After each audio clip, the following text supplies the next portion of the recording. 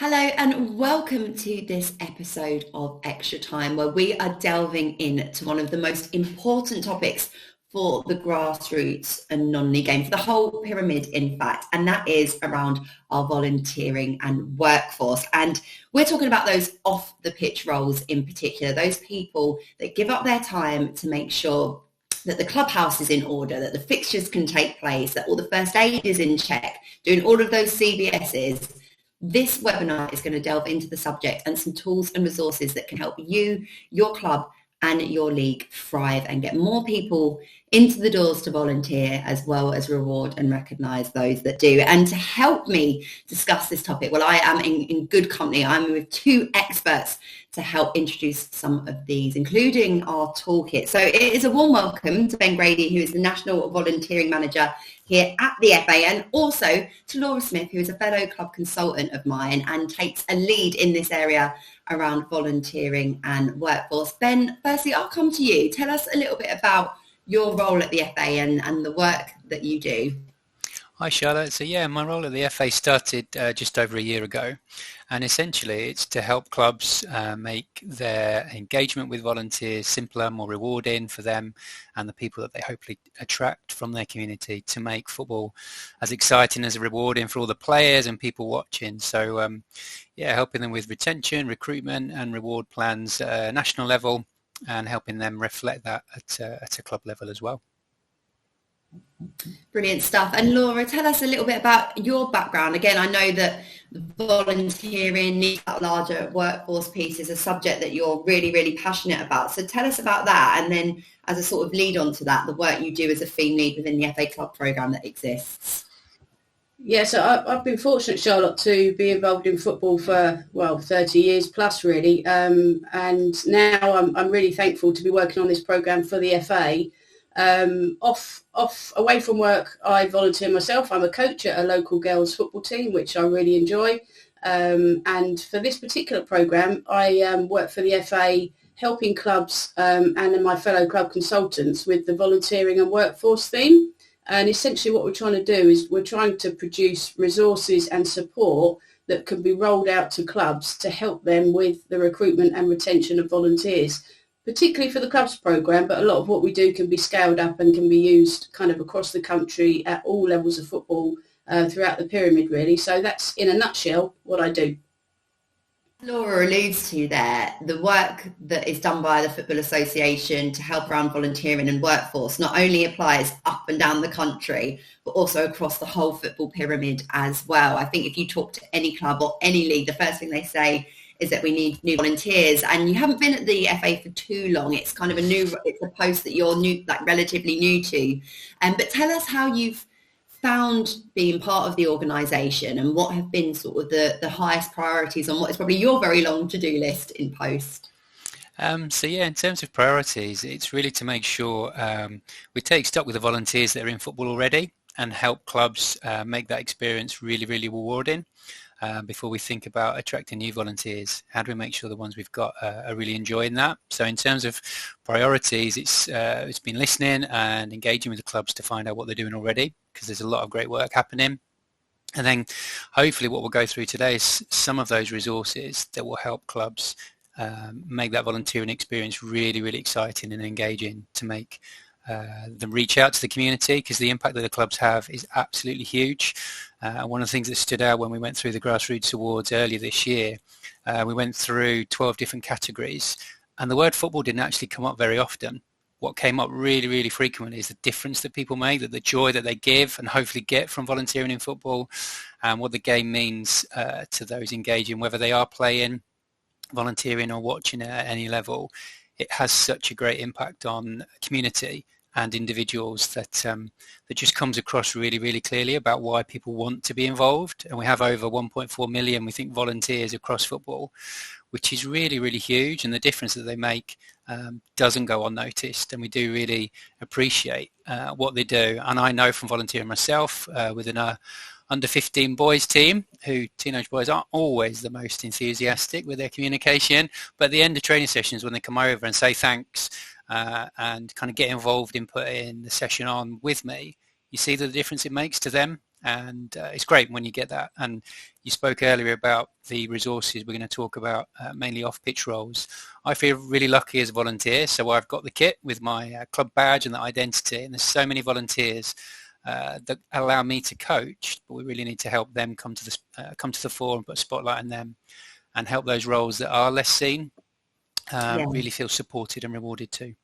So much to unpick in that answer, and so much really good information. And we will introduce the toolkit, which is one of the resources that you and Laura have been working on, and it is brilliant. I'm going to hold that just for a moment because I want to paint the picture as well. And both you and Laura are volunteers. Likewise, I'm a volunteer on my local sort of Kent Youth League. And the point you made about the recent Grassroots Football Awards and the fact that the word football didn't come up that often. And for those of you that have watched our most recent episode of In the Box, if you haven't yet, do check it out, at Ashton United.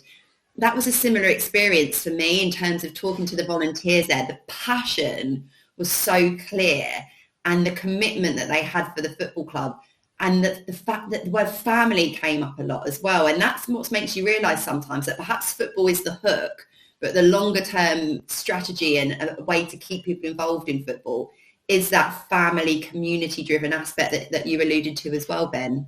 Yeah, definitely. And we see so much put on to make sure that playing experience for the individuals who are actually kicking the ball around is really, really engaging, that it's diverse, that they can play in different formats, whether that's for 5 and 6-year-olds or whether that's walking football for older players.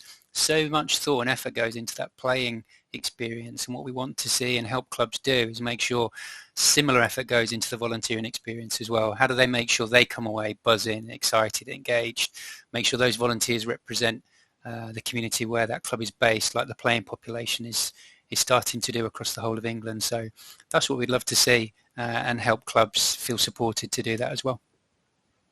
Reggie, let's begin to introduce the Volunteer Toolkit, because it is an incredible resource.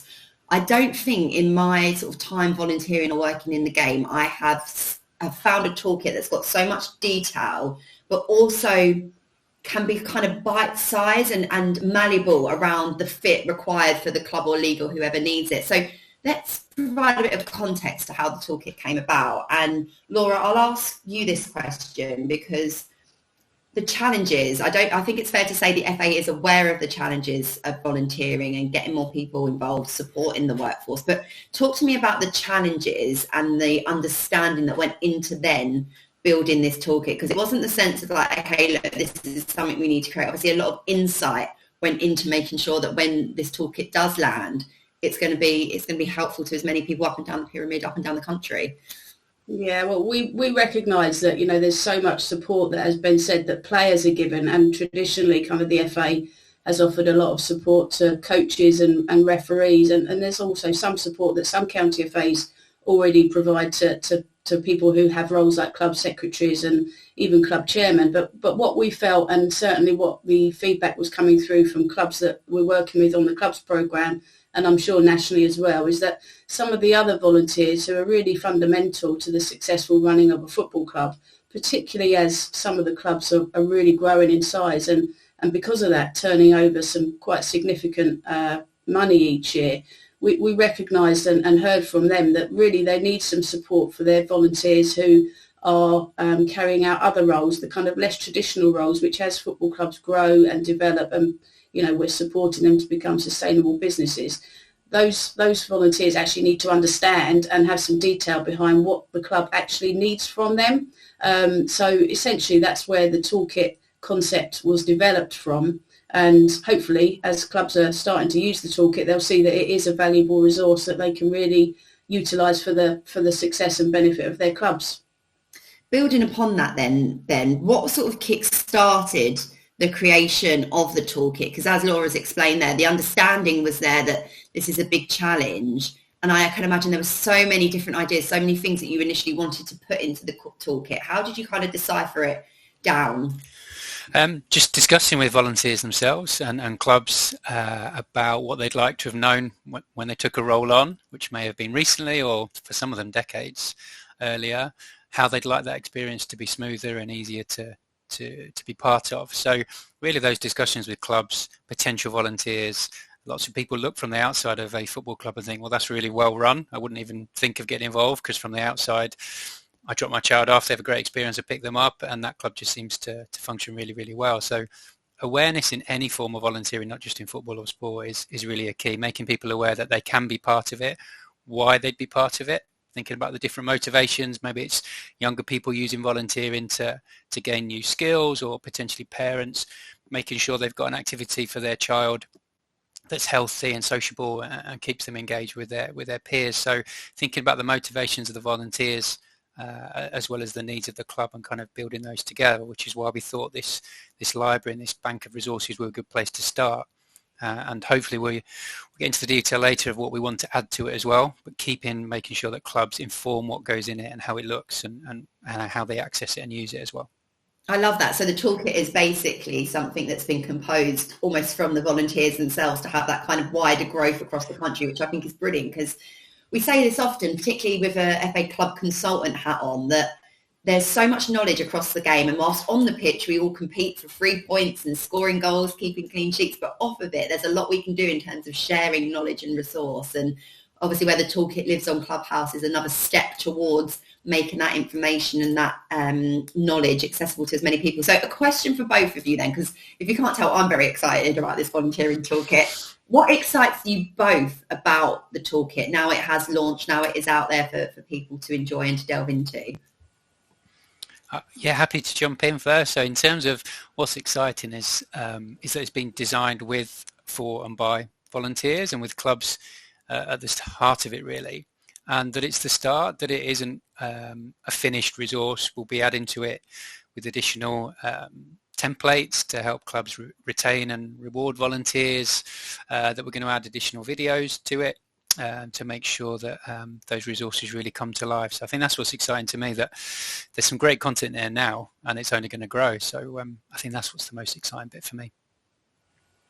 Yeah, I would echo Ben's thoughts there. It's a starter. There's some really helpful information on there, but we've got some really exciting plans to kind of grow and develop the toolkit even further based on what the volunteers and the clubs are kind of feeding back to us. However, what's also really useful about it is it kind of comes in different formats. When we look at it, we'll see more, but essentially there's kind of off-the-shelf resources that clubs can use. There's resources they can use and adapt to best suit their needs. And also there's some kind of videos within the toolkit as well, which help to bring the particular roles to life. So everyone benefits from information in different ways. Everyone kind of understands information in different ways, and we're giving good options for people to be able to use that as well. Well, should we take a little look at the toolkit then, because we're able to sort of share some screenshots of it, give people a taste of what the toolkit is like. So what can clubs sort of expect to delve into? I don't know who wants to kind of take a lead on talking us through this part, but what I can see there is a whole host of resources, and my understanding is that some of these are printable, some of these are editable. So Laura, or Ben, whoever wants to talk us through this bit.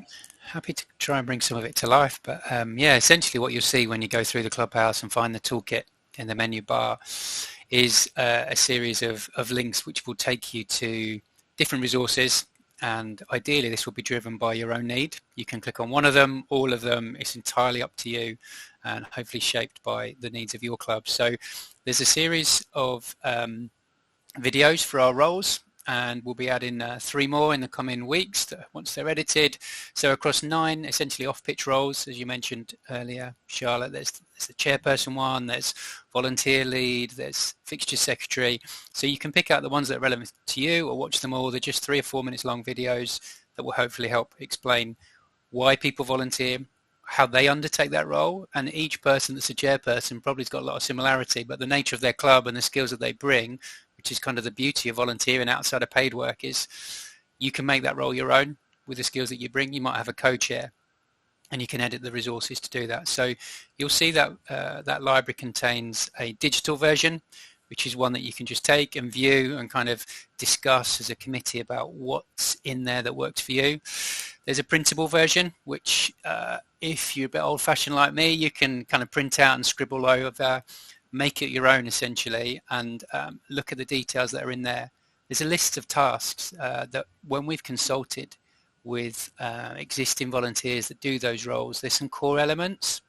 So you might find that, as I said a moment ago, you're a co-chair, so you have 2 role descriptions and you edit those tasks to reflect that.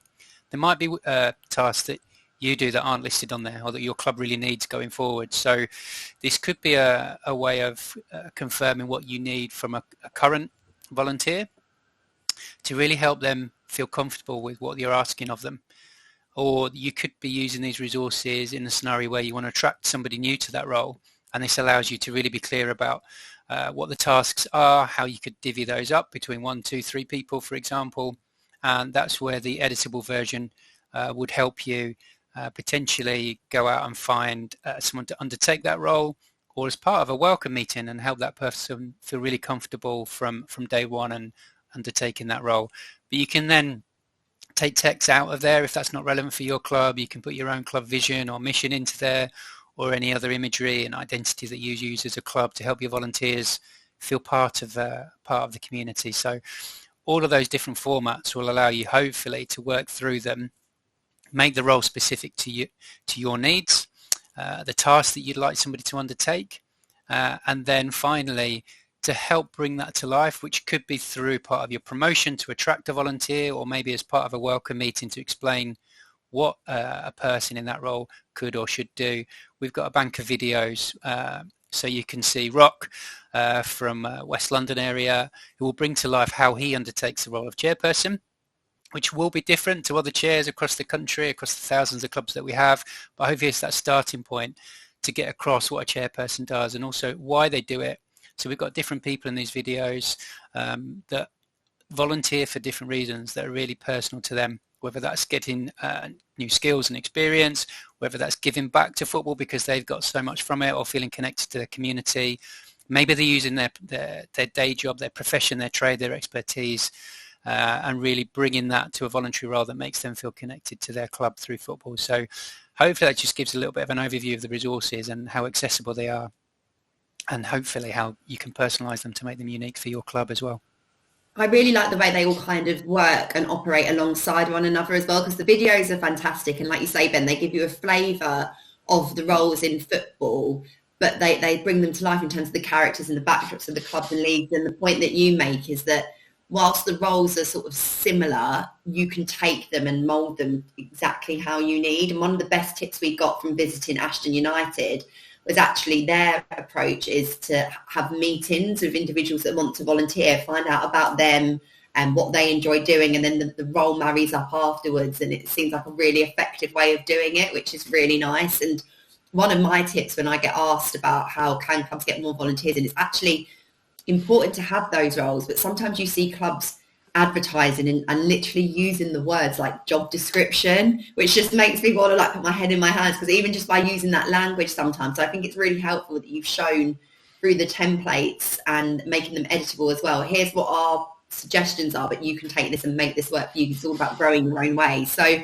on that note, Laura, how are you hoping that this toolkit is going to be used by volunteers like yourself and those that are at your club and the girls team that you work with, and wider across the landscape?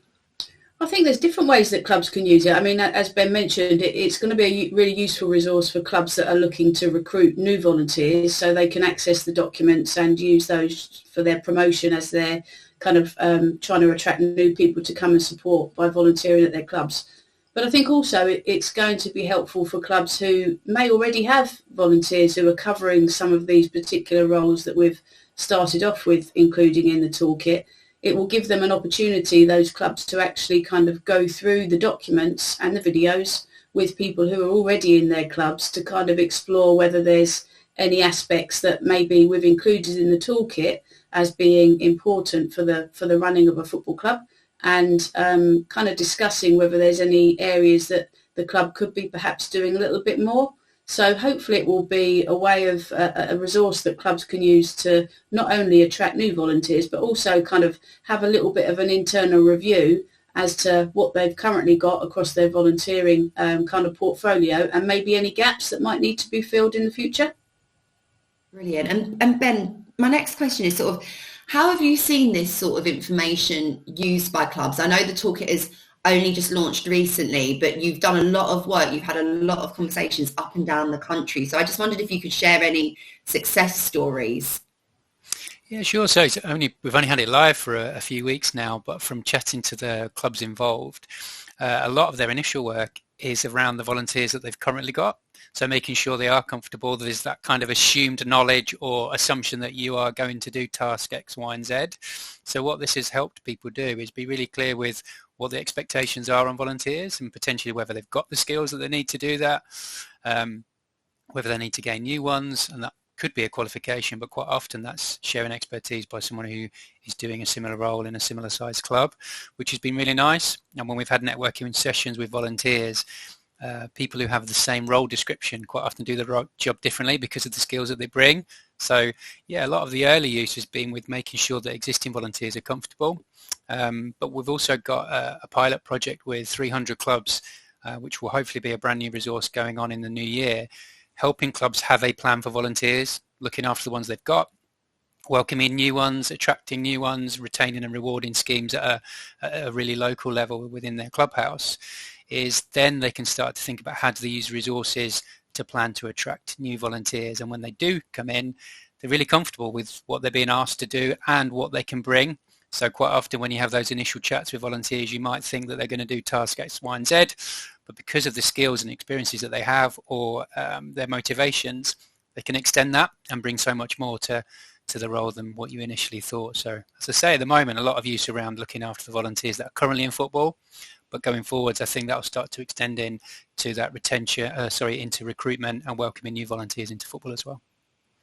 It seems a really sensible strategy for me for both clubs and leagues in the grassroots and NLS sort of landscape, because your current crop, they're such a nucleus to whatever you're wanting to do as a club and league. And if you can really look after them, then I think it helps sort of generate that buzz. And if you volunteer at a club or a league, like each of us do, and you have a really enjoyable experience, it's something you tell other people about. You're kind of like, well, certainly when we visited Ashton United, everyone we spoke to was like a beacon of light. Their whole faces lit up when they spoke about how they get involved. And that in turn then is almost like your recruitment tool, isn't it? And massively. It almost does feel that, like that has to come first, or it certainly will lead to sustainability if you've got that nailed first. If you've got a really great environment, will attract more volunteers because they end up being ambassadors to encourage other people to come in. And whether that's through football or what their paid work is, through school runs, you'll end up chatting to people that you can find that kind of hook and invite them in. Most volunteering is around awareness, and that awareness comes from people chatting to others. Yes, we'll do campaigns at a national or a really kind of local level using social media, but the biggest hook into volunteering still seems to be people sharing their passion for a certain theme or a topic. And for us, obviously, that's football. And that brings people in more than anything else, sharing what a great experience you have in and around that club. Yeah, I remember when I was recruited on to volunteer for the league that I'm still a part of 8 years later. It was over a cup of coffee, being told about the league, what they were looking for, how they approached me in terms of they'd seen the skills that I had, and that passion coming across over a cup of coffee was enough. And here I am 8 years later. So whatever was spent on that cup of coffee has had a good return of investment. And similarly, Laura, I think this toolkit, for all of the hard work and hours that have gone into devising it, writing it, thinking about what will really help those involved in the game currently, I think it's going to be hopefully a real massive catalyst for making those individuals feel empowered, because we know, don't we, that there's so much to try and have to sort out on a day-by-day basis. A similar question to the one I just posed to Ben, really, in terms of the work that you do with the clubs on the programme and the work that you've done feeding into the development of this toolkit. Have you seen any sort of success stories? Have you seen how having resources like this can sort of help clubs? Because we don't expect volunteers to be experts on everything, and I think that's really important. Sometimes that pressure can feel a lot and the responsibility can feel a lot, but all of us understand that, the answers aren't always going to be there, but there will always be someone in our game, in our community that will be able to help. Yeah. There's some brilliant clubs that have really focused on making sure their volunteers do feel kind of recognised and rewarded. But kind of traditionally, because we're always trying to get ready for the next game or the next training session or the next event that's taking place at the club, actually taking time out to acknowledge and thank volunteers is sometimes something that kind of slips through the net, purely because we're always trying to get through the next thing that has to be done. But I think through resources such as this, and actually taking the time out to go through kind of roles and tasks and making sure that people have clarity on kind of what the club would like them to be doing, I think will only add extra kind of recognition to the people that are fundamental to the successful running of football clubs. And Laura, building on them, because I think we can all see that the toolkit is going to be fantastic, and understand perhaps the challenges and opportunities that there are around this theme of workforce and volunteering. How can clubs engage with this resource? How can they find the toolkit? Just reiterate before we wrap up where to go. Yes, sure. So it's on the Clubhouse. All the documents, the videos, the digital documents, the editable documents, and the printable documents, they're all on the Clubhouse. So everyone's able to access that. That's a free and widely available resource. So just need to jump on there, or speak to your local county FA, or get in touch with your club consultant. Anyone within the football kind of world should be aware of where this is going to be placed. We'll do some promotion and kind of social media posting about it too, so hopefully it will begin to get out onto people's kind of laptops and phones and things too. But just ask your local county FA, or get in touch with the club consultant if you're part of the club's programme, or simply jump on the Clubhouse and you'll find it there. You are watching this episode of Extra Time, we will provide the link to Clubhouse and the toolkit in the show notes for this episode. So just scroll down a little bit as well, and you'll also find it there and be able to share on all the WhatsApp groups across the country that help run clubs in England. Ben, finally, you mentioned that recruiting volunteers is just the start of the journey. And what other things are there that clubs can get involved with to make their outfit more attractive to volunteers, or to reward their current team? Because again, I know that that's something you're doing a lot of hard work on. So I always think about them in terms of volunteering in football. They volunteer for their club, and the FA's role is to make that as easy and as enjoyable as possible. So I'll touch on some of our national support for volunteers and for clubs who are supporting those volunteers at a local level in a moment. But in terms of going forwards, I think the biggest next step within the Clubhouse toolkit will be our volunteer planning tool. So as I said, we've got 300 clubs piloting a process at the moment. The biggest kind of change in thinking when they've been chatting through that is they're starting to think about, first, what's the experience they want to give volunteers? How do they want to make them feel? And then what are the tasks and roles that the club needs to function and to thrive? So just a kind of culture shift to, what experience do we want our volunteers to have? Like, so much effort goes into what experience do we want our players to have? Just that little question to a committee then starts to open up the conversation, and then the resources in the toolkit help you bring that to life. And in terms of at a national level, we have our thank you campaign that's running at the moment. There's so many brilliant stories. We've had about 1,000 messages of thanks passed on by fellow volunteers, players, parents, and that's all wrapped up within our England Football membership for volunteers, which again, the link will be available. So any volunteer in the game can access that. And then every month we'll have a series of England tickets. We've had about 1,200 volunteers go to games at Wembley, and when the men's and women's teams have been on the road, watching them at Old Trafford as well. We've got our Grassroots Awards, which will go live in February for the 2024 period. So we've got 12 categories which will help clubs put people forward, and the 12 recipients last year had an amazing experience. But what they do is showcase the amazing stories and people involved in football and what they give and hopefully get from volunteering, because it should be rewarding, and that's something that came to the fore in those 12 winners that we have. But they essentially represent all of our volunteers across the game. And then the other element that I think has been really helpful and seen used more and more is our FA National Youth Council is pushing that support to get that youth representation, to get youth voice. So the resources and the support available from our National Youth Council can then help clubs get people under the age of 25 involved in shaping that football experience, because so many of our players are under 25.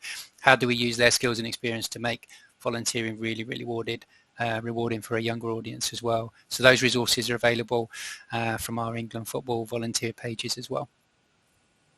Brilliant stuff. And for those that haven't watched it as well, we do have an episode of In the Box where we went and visited Fala, which is the FA's Leadership Academy, where It was a truly inspiring episode. We were only there for a fraction of the days that the academy was taking place, but some really fantastic advice from the young people themselves, because sometimes there seems to be this misconception that young people don't want to volunteer, but they really, really do. And it's just about listening to that expertise in the same way that hopefully people have listened to this and taken away some tips and some ideas, as well as the toolkit, which I think is really, really important. That's the main message from this webinar. Go and check out the toolkit for yourself. Guys, my final question to you both, because extra time does allow us to dig into these subjects in a little bit more detail, and I think we probably talk about volunteering and the workforce for hours and hours, because it is so diverse and there are so many different elements to it. We also like to leave people with some really good tips and advice, because as we've mentioned throughout this extra time episode, there's lots of things to juggle, lots of things to consider. So while I've got the experts on the call, what would be your one tip, the one key takeaway that you like those that have joined us on this episode of Extra Time to go away and have at the forefront of their mind? For me, I think it's about showing appreciation. If you're at a club and you're one of the club leaders, I think it's about showing appreciation for the volunteers who are giving up so much time. And I always encourage the clubs that I work with to think about holding kind of thank you events for their club, for their volunteers, perhaps at the end of the season, just to acknowledge and recognise all the effort that's gone into running the club throughout the year. Great stuff. And Ben, what would be that one final key message from yourself? Yeah, like I said earlier in the podcast, really a lot of time and effort and thought rightly goes into the experience we want our players to have. So just as a committee, can you just spend one of your agenda items next time you're together is thinking about what's the experience we want our volunteers to have? And then I think that will really help you retain the ones you've got and think about how you make that a really welcome and rewarding experience for new ones to come in. So yeah, how do you want your volunteers to feel? And hopefully that will then start to transform your ability to retain the ones you have and then make it really, really rewarding for any new ones that join your club as well and get so much from volunteering in football. Brilliant advice and note to end on. I just want to say thank you to you both for your hard work on developing this volunteering toolkit. As we said at the very start, I think it's a subject each of us are very passionate about. We understand it because we're volunteers ourselves and we know the challenges, but also more importantly, the really exciting opportunities. So thank you for joining me on this episode. Thank you for explaining the toolkit. And I'm sure we'll probably have you on again in the not too distant future, because this just feels like the start of some really exciting work and some really good support. So without further ado, thank you for joining us on this episode of Extra Time. You can find the volunteer toolkit that we've been talking all about on Clubhouse. The links are below in our show notes. And when you are on Clubhouse as well, you'll find lots and lots of resources to help you, not only around this theme of volunteering in workforce, but many more as well. And don't forget that if you have any questions or queries, you can drop them into the Clubhouse, and experts like Ben and Laura will be on hand, as well as those volunteering up and down the country as well. So thank you very much for joining us. And until next time, goodbye.